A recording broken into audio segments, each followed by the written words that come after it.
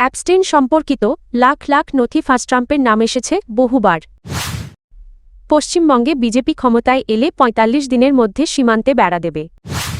উচ্চ সতর্কতায় রয়েছে ইরানি বাহিনী, সেনা প্রধান। অবশেষে সেই চীনা যুবককে আশ্রয় দিল যুক্তরাষ্ট্র।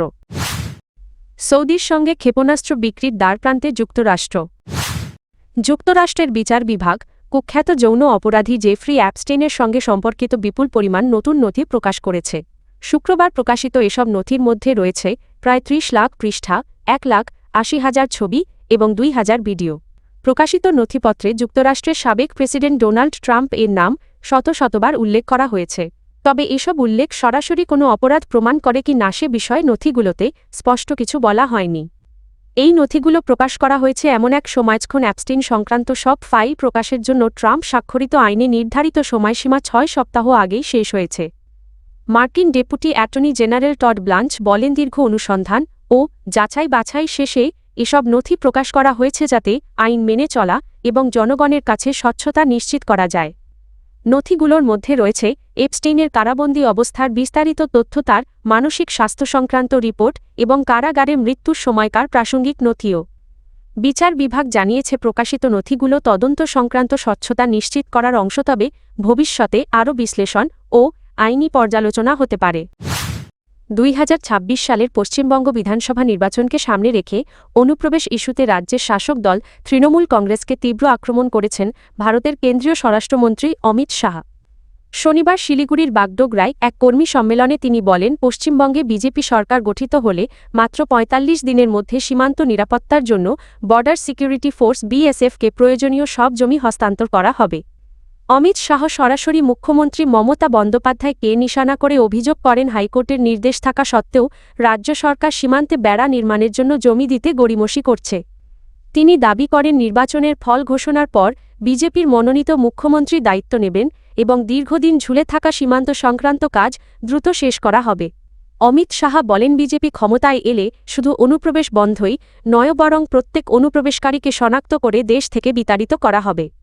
এই বক্তব্যের মাধ্যমে আসন্ন বিধানসভা নির্বাচনের আগে পশ্চিমবঙ্গে অনুপ্রবেশ ও সীমান্ত নিরাপত্তা ইস্যুকে বিজেপি যে বড় রাজনৈতিক হাতিয়ার হিসেবে ব্যবহার করতে চাইছে তা স্পষ্ট হয়ে উঠেছে। যুক্তরাষ্ট্র ও ইসরায়েলের সম্ভাব্য সামরিক হামলার বিরুদ্ধে কড়া সতর্কবার্তা দিয়েছেন ইরানের সেনা প্রধান আমির হাতামি। শনিবার দেওয়া এক বক্তব্যে তিনি বলেন, ইরানের সশস্ত্র বাহিনী বর্তমানে উচ্চ সতর্কতা ও পূর্ণ সামরিক প্রস্তুতিতে রয়েছে। একই সঙ্গে তিনি জোর দিয়ে বলেন, ইসলামী প্রজাতন্ত্রের পারমাণবিক সক্ষমতা ধ্বংস করা সম্ভব নয়।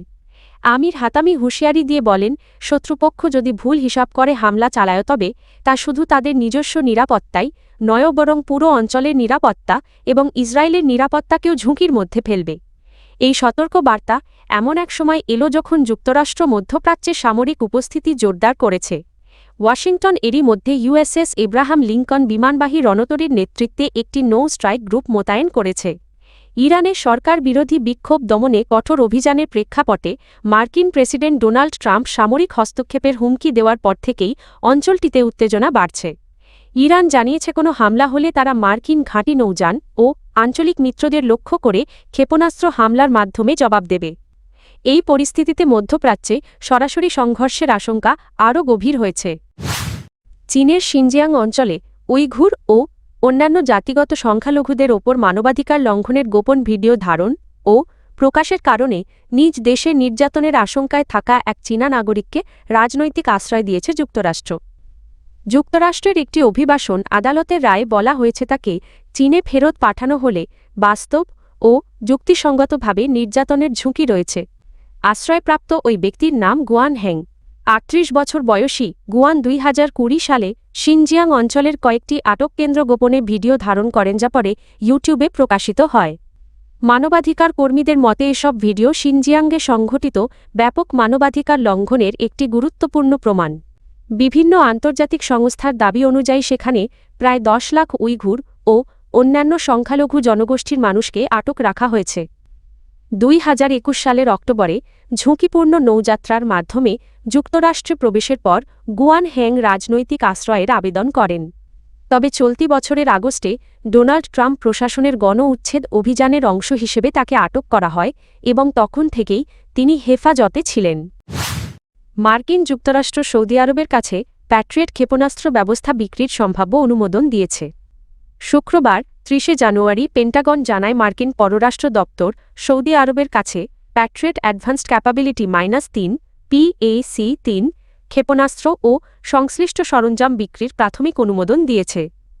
মার্কিন প্রতিরক্ষা নিরাপত্তা সহযোগিতা সংস্থা DACA এক বিবৃতিতে জানায় প্রস্তাবিত এই অস্ত্র বিক্রির আনুমানিক মূল্য $9 বিলিয়ন। বিবৃতিতে বলা হয় এই উন্নত প্রতিরক্ষা ব্যবস্থা সৌদি আরবের বর্তমান ও ভবিষ্যৎ নিরাপত্তা হুমকি মোকাবিলায় সক্ষমতা বাড়াবে। এটি upgraded integrated air and missile defence IAMD ব্যবস্থার অংশ যা দেশটির বিমান ও ক্ষেপণাস্ত্র প্রতিরক্ষা আরও শক্তিশালী করবে। এই অস্ত্র বিক্রির প্রধান ঠিকাদার হিসেবে কাজ করবে টেক্সাস ভিত্তিক প্রতিরক্ষা প্রতিষ্ঠান লকহিড মার্টিন।